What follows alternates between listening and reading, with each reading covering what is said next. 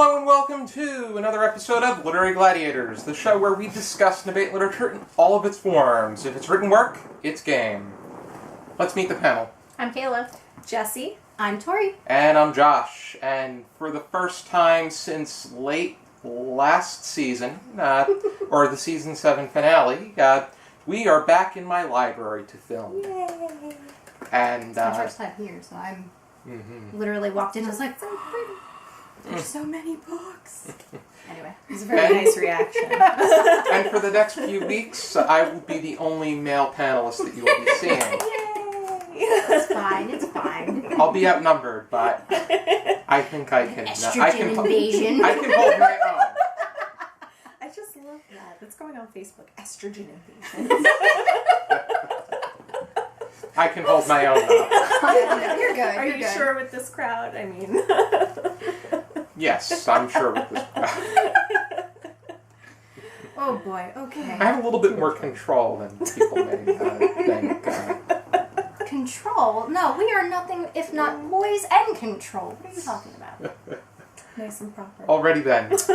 We are going to be going We're over... already off on a tangent. We're going to be going over a work from another female writer. So... I see what he did here. Oh, look, same one. We're going to be going over A Wrinkle in Time by Madeleine Wrinkle. And this has become... it's picked up attention for two reasons. One of which is the film adaptation that came out earlier this year. And secondly, at the 2016 Democratic National Convention, Chelsea Clinton, when she was giving a speech in support of her mom, Hillary, she cited this book as one that had an impact in her life. So, Tori, you have a discussion starter for A Wrinkle in Time? Yeah, actually, it is an interesting question because my older sister, this is one of her favorite childhood books, and that's the reason why I suggested it, was because I had never read it as a kid. It never came into my hands. It never really kind of occurred to me because I was reading other stuff. So my question is, if you read it as an adult now, if you haven't read it before now, what was your takeaway from the book, and do you think it would be different if you were a kid? If you were a young adult or younger when you read it? I have to say I probably would have appreciated this book a little bit more if I had read it when I was younger because, like you, I had never even actually heard of it until the movie came out, and I was like, oh wait, I think that's a book, and then, you had suggested it for reading. Mm-hmm. So I had looked up like a bunch of reviews, everybody saying all these wonderful things about it. I was like, all right, this sounds like it's going to be this amazing book, like, oh my gosh, I can't wait to read it. So I actually read it before I read almost any of the other works that we had this season because I was really excited. Quick little read, too. It was very quick. I just I don't know, everybody held it on such a high pedestal, and I don't know, I felt kind of disappointed by it because, I guess as an adult reading it, it just didn't capture me the way it probably would have if I were a kid. Like Harry Potter, when I was a kid, captured me, and I appreciated it a lot. It had tons of values, but now it's like... it's a great story. There's some values to it. Because Harry Potter is very well fleshed out. Yeah, that was what I was going to say. It targets its audience. Harry Potter has its faults. If you look back at it now, it does have it. It's not it's not perfect. Perfect. Yeah. Probably its biggest fault is J.K. Rowling is doing trying to clarify all of the we're details retroactively editing stuff. Yeah. But I think one of the main reasons why I kind of didn't get into the book as much as my older sister did, who has this nostalgic love for this book, is because, like you said, it's not very well fleshed out. To me, that's how I thought.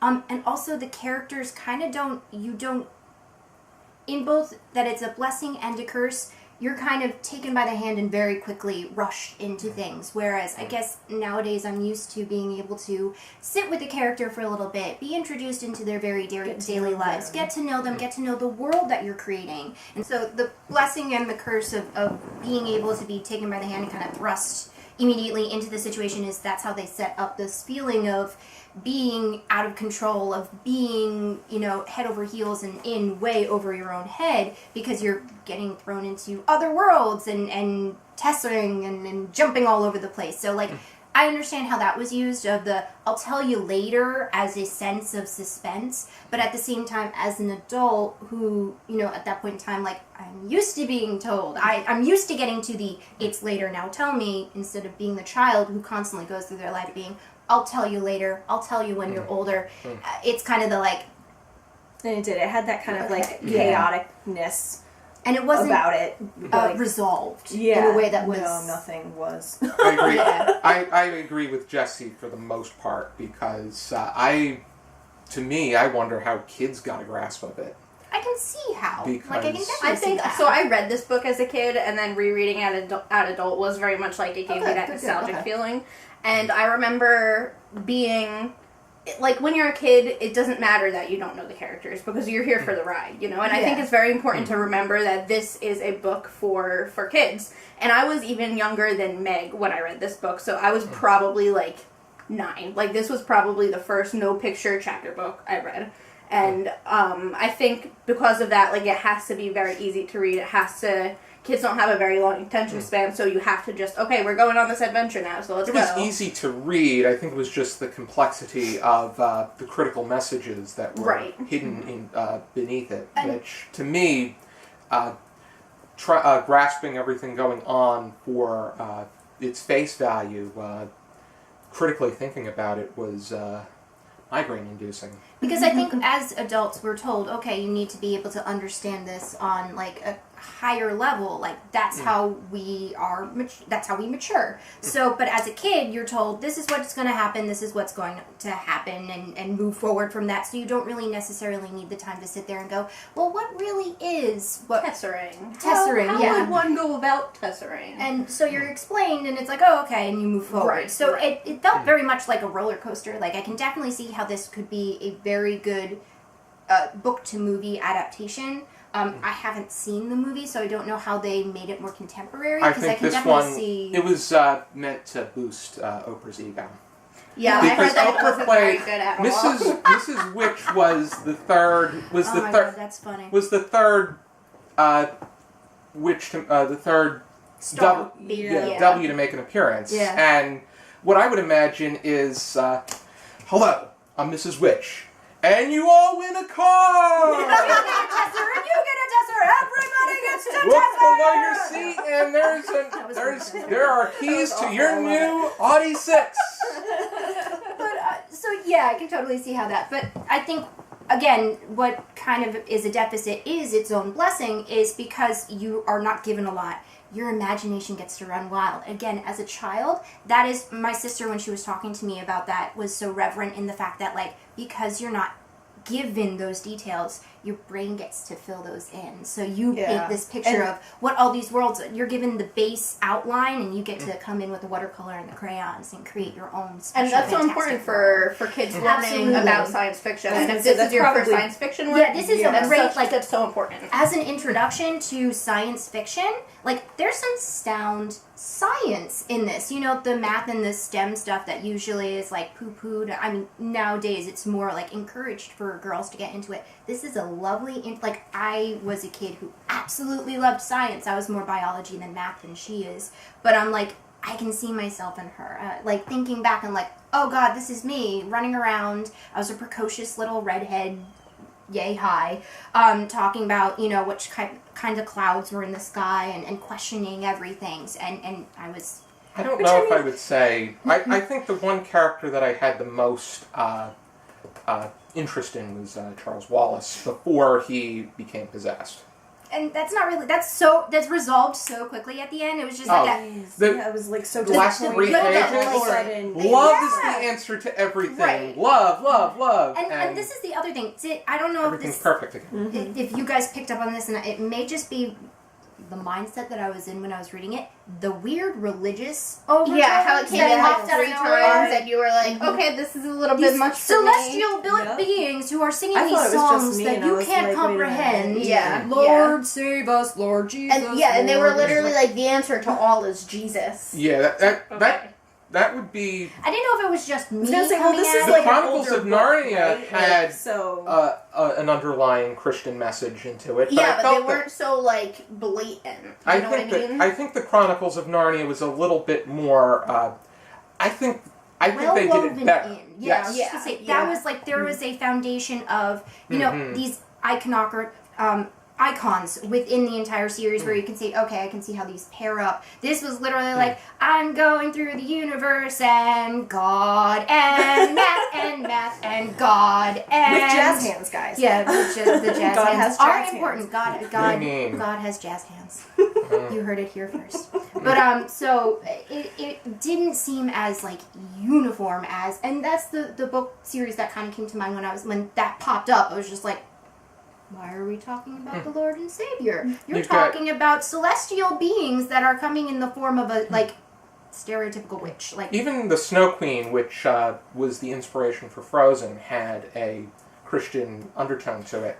But I feel the Chronicles of Narnia and the Snow Queen did it in a much cleverer and a much smoother way than this piece did. Yeah. This This piece was piece very I choppy. felt was, Yes. yeah, like you said, very choppy, very kind of thrown together. And as you said, like, I do fully agree. As a child, I would have appreciated it a lot more and understood it. I would have been like, yeah, Meg, being so defiant and awesome. Whereas now it's just like, You're annoying. no. why are you you're throwing a temper no. tantrum? You're in another world. Yeah, Like, yeah, like, you're- what It's is not gonna even. do I feel it? like she acts much younger than she is. She's like Yeah. 16, Yeah. and she acts like she's 10 or 11. she's 16. Yeah. Is yeah. she really? It- I thought she was younger, Yeah, especially yeah. since Calvin is 11. I thought she older. was I think 9. Calvin is like a senior in high school, so he's like 17, 18. Whoa, and they said that she was wow. just a year or two younger. Yeah, I need to reread this because Yeah. I thought she was I'm- like I'm 9 almost and he was positive I 11. caught Charles, See, I Charles thought is 5. Can most we she was fact 12. check And- this? Yeah, that's what I Sandy thought. and- She was like at 9 or most something 12. like I that. don't think so. No. I'm So it doesn't really matter if she's 12 or 14. Her behavior and attitude throughout this whole book is so immature. Yeah. Like, it's very, very immature for her age, Yeah. regardless Yes. of the time period. And it's okay. I understand where she's coming from with it. She's in this situation where, like, she's kind of almost denying a lot of stuff and fighting against society and all these different things. People telling her, well, your father may be gone. Like, he's Which not... I get it. So, I But understand the whole where... stomping of her feet, like, come on. But I feel like that's done like on purpose, and then unfortunately, like I said, like we've said, the resolution is so quick. It's I'm not going to do this. I'm not going to do this. I'm not going to do this. Okay, I'm the only one who can do this, and then it's that switch. And so again, it's I understand where you're coming from, where your faults are your strengths, Right. and what the author was trying to convey there, but it was done in such a like very quick way that as an adult I couldn't respect it, and I couldn't take it to heart in the way that I should have as a kid. Yeah. So Yeah. I also feel that the characters in general were very paper thin. they were very I static. found a lot of the situations too, like very just confusing, like how they were in that like one room and the guy's just sitting on a stage. Like, what was the whole point where like the bad guy was sitting on the stage but he wasn't talking, but he Yeah, was? like, And why I'm did we need like, this guy there? I thought yeah, the same thing. I was just like, what is the point of this whole scene? Some of them He are was like, here, eat. Now starve. Now eat. Now Yeah. take over. And it's supposed like, to be some make up your representation that we're mind. trying to critically think about. yeah. And Lewis Carroll does a much better job with those kind of characters. Yeah, I think we were given such little detail in that aspect where it, as somebody who needs a little bit more detail, that we're slightly older. Like One thing, I there was something I when love details. Mrs. Watson was the first W to come into the house. At the beat, when Charles first brings her up, Mrs. Murray's like, who?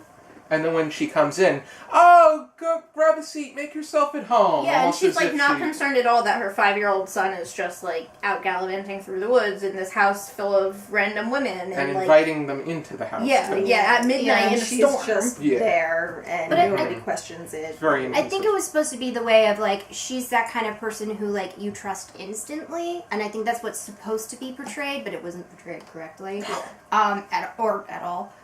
But so, and again, that's the grab you by the hand and pull you, in tow into the whole entire rising action. Right. You're not given that chance to sit there and kind of the shock of reaching an equilibrium. You're literally like walking on this plane and then it's just downhill and it's a roller coaster. I think that's the best way to describe this read is Yeah. it's a roller coaster read, and it's fun, and it's a nice, like, single-day read if you're looking for something that isn't very thought-provoking. It's very whimsical. That's a very good word for it. Yeah, I agree. As if you are a younger reader, I can definitely see this as a wonderful introduction into science fiction. If you're looking for a good female author with a really cool female-led book that isn't all about being artsy and cleaning the house and doing all these things and the traditional, like, damsel in distress who saves herself. This is a fun alternative. That's a positive thing. The mother is Mrs. Murray. She's cool too. Is not. She's not in the book. She's nearly working. enough. She's working in the laboratory more than she. You don't see her. Dinner. She's cooking dinner in the laboratory because she can't get to the kitchen. Charles is the one that's making really cool. He's making those sandwiches with it was liverwurst and tomato. I will have to say cream cheese. Yeah, too. There was one moment where he's like, "Would you like tomato on your sandwich?" And all of a sudden, I have this image of this 5-year-old standing on a step stool with a giant. That's what I thought too. But no. But all of this makes me think of an interesting quote that Neil Gaiman recently, or not recently, but I recently read this quote by Neil Gaiman, and it was about Coraline, which is another really, really good book that is meant for children, but it's not a children's book. I was gonna say, wasn't that a movie that like scared the crap out of me? And this is exactly where I want to go with it. He is asked at one point in the interview, "Why are you writing such frightening stories?" And he said, "Well, it's not meant to be frightening because as an adult, what we see is a child in peril, but what children see is a child in peril saving themselves." Right. And that's the part that we kind of are looking at as, you know, as removed 10, 15 years from this character. We see a character who is in peril, who cannot save herself at that moment in time. While as if you were a kid reading it, you're seeing somebody who is empowering. Not even to get off track of that, but like now that you've said that, it kind of makes sense because Chastity has seen that movie and she loves that movie. And I'm like, they have no eyes. They're buttons? Like, why is that not terrifying? Do you know what the interesting thing about that story is that his kid dictated some of that to him. And well, not dictated that word for word, but he would always say, like, I wanted to write a story for my child. And so what would happen is she would come and sit in my lap, and every single time would be a story about a girl named Holly, because her name is Holly, and her parents getting kidnapped and her rushing in to save the day. So, like, we're looking at it as we're looking at a child put into a perilous situation. When if you're a child reading this, or a young adult, I shouldn't, downplay it. It's like a child, but an individual who is this book is geared toward, you're looking at somebody who is in your peer group put in a perilous situation and persevering, overcoming that physical or mental or situational block or deterrent and becoming triumphant around that. So going into this book and having that thought process was like halfway through I was like, oh my god, I don't understand. Oh, okay. And then taking that step back and moving forward. I do feel like I kind of I feel like I said before, I would have enjoyed this book a lot more if I were a kid, because it gives you so much room to imagine, what's going on. I mean, as an adult who loves details to begin with, I can't do anything without knowing exactly what's happening. Yeah. That, like, I feel like that, made things a little bit harder for me to kind of be like, okay, so they're in a world now with grass, but what else is there? What color is this grass? Like, what's going on? And then, whereas a kid would be like, grass, and they can imagine the grass blue or green and whatever they wanted. And probably their first instinct is imagining the grass that they're most familiar with. Yeah, exactly. So, for me, it would be the grass on my grandparents' lawn that was probably had a lot of help from the fertilizer. So once you knew that was the game that she was going with, not giving you that much detail at all, it was really easy to kind of run with it and let yourself kind of amble through the story. So it took a little more time for me because I was sitting there trying to imagine what was going on and kind of paint in those details for myself after the fact. But I digress. I think I want to like the book. Not because it was my sister's favorite book, not because it is an award-winning, acclaimed book. I want to genuinely like the book, and I kind of do on some level. I think it is an endearing book and a book that somebody should read. Granted that they are the age Younger. younger, and I think or it benefit. willing to sit down and say this is a child. If you're looking, like I said, a whimsical book that is an afternoon, that is a fun read, it is definitely something that could be picked up and put down within, one Few day, hours. a couple Yeah. hours. And it would help that you don't overthink it. Yeah, don't overthink Yeah, it. don't Get overthink everything it. at face Into value. it, yeah. That was definitely my problem. I overthought it so much because Which I was is- like, but why are they saying this? That doesn't make any sense. Wait, they just changed what they said. Wait, what is happening? Like, And the why? funny thing is, that's what the main character does a lot of the time. She's like, wait, I don't understand. And you're like, it's okay. And Yeah, you yeah. get to the point where you're like, All my right. peon Okay. little brain ain't Yeah. gonna be able to, understand it. I'm just gonna move forward with it. You're tessering now, okay. Okay. Do we have any final thoughts? I think that it doesn't hold the same status for me as I did when I was a kid, but I'm really glad I went back and read it because there was so much that I didn't pick up on as a kid either, That's interesting. So I think revisiting it I was was gonna say, I normally beneficial. don't have a problem revisiting things that I liked when I was younger just to get a better understanding. Like I did Lemony Snicket's. I revisited that. Oh my god, Which those books. is so much different as an adult than it was Yeah. as a kid, significantly. That's Significantly. We need to Yeah, we need to Put cover that in our pockets. put that in for Like later. like an old man marrying a child. What? Yeah, it's weird. It wasn't weird That when I whole was a book kid. series. But Oh no, it was weird as a kid too. I mean, it wasn't as weird. Like I was just like, oh no, he's an evil guy trying to get money, and so he has to marry her. Like, oh no, you go with it. and you now run I'm with just it. You're like, like, yeah, he's oh nefarious. no, like the things he says to her, and I'm like, oh, that's so adult. Why is that in a child's book? That's a book series that I have a whole As far as Wrinkle in Time is concerned, And back to the point. I think that there are just so many other works that touch upon this topic and that are targeted for younger audiences that are better. And I think that there are a lot of moments where they only you only get slices of different characters, their backgrounds, events. Everything happens so rapidly to the point that there are many of details go without. They go. A detail's presented, and then the next sequence takes over. It's very and you don't- neophytic in its way that it's written. It's very like, this is my first time. I don't know if this is, I haven't looked it up, I apologize, I didn't look to see if she wrote something previously or not, but this kind of feels like this is my first stab at substantive writing, and I think it's a very good try. Like, it's probably something I would write. Yeah, I was gonna say it wasn't necessarily bad. It just wasn't smooth.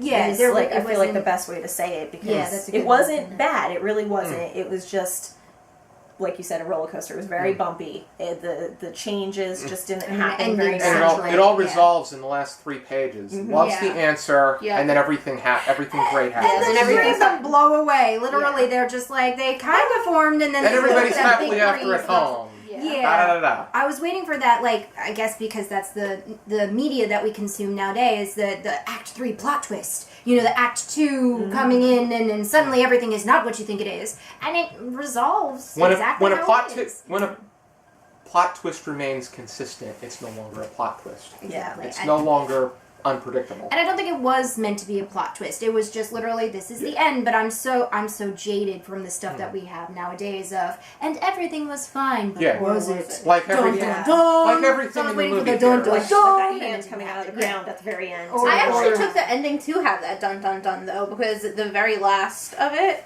Because I know that suddenly. because I know that it's a series and it ends.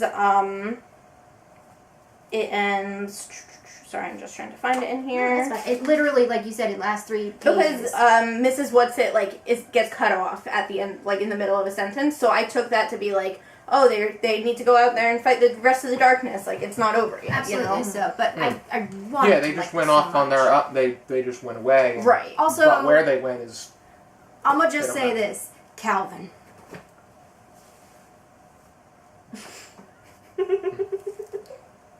That's You know all. what? That's all I have to say about that. It's just Calvin. Calvin. Anyway, already Yeah. that's all. That's all I got.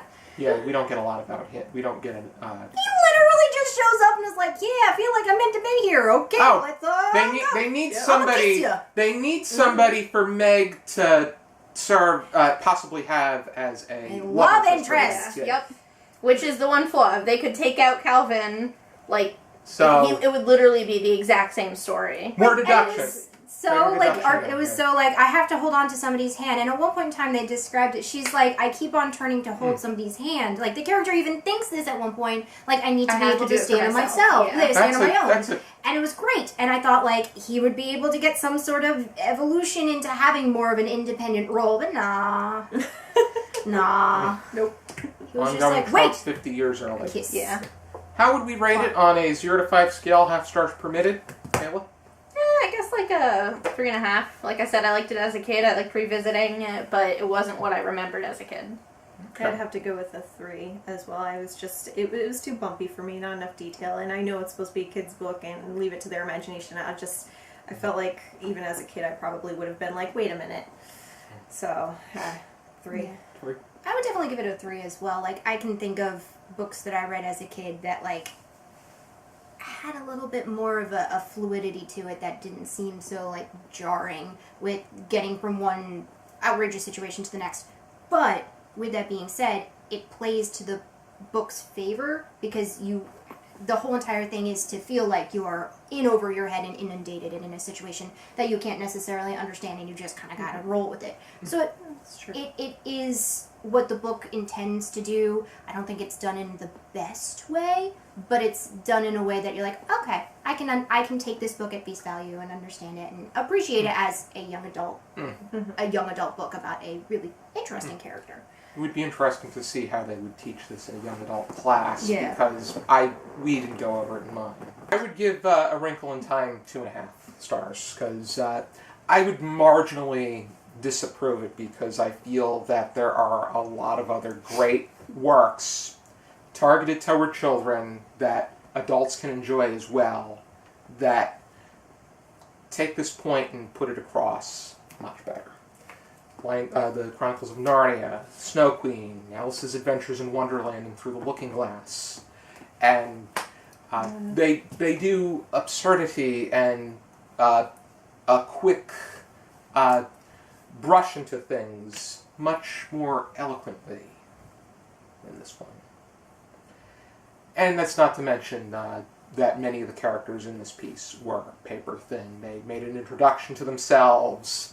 They went on with everything a little bit, and then things just suddenly moved them to the side, on to the next. So, yeah, Calvin's a big example. The 3 W's really. I wasn't a fan of them. I was just feel like you they were guys are kind of not like helpful.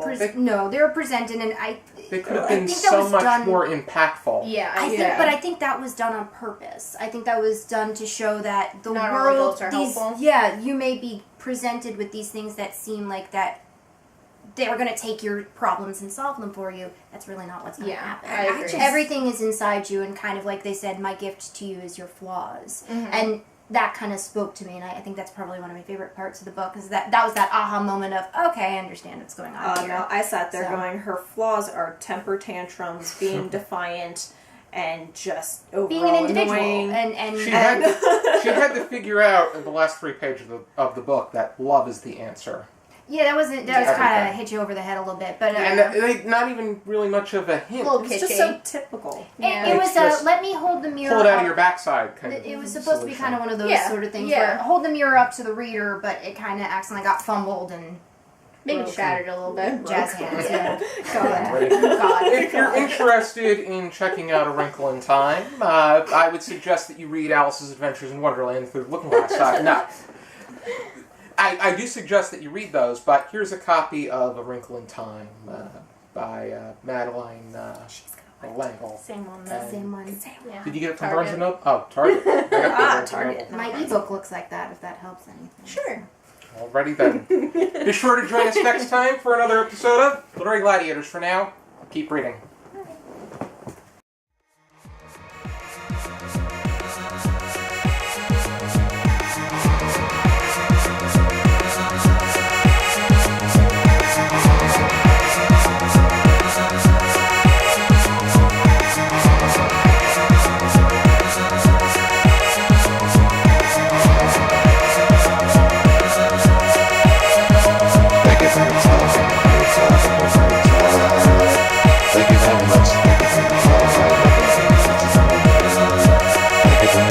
Bye.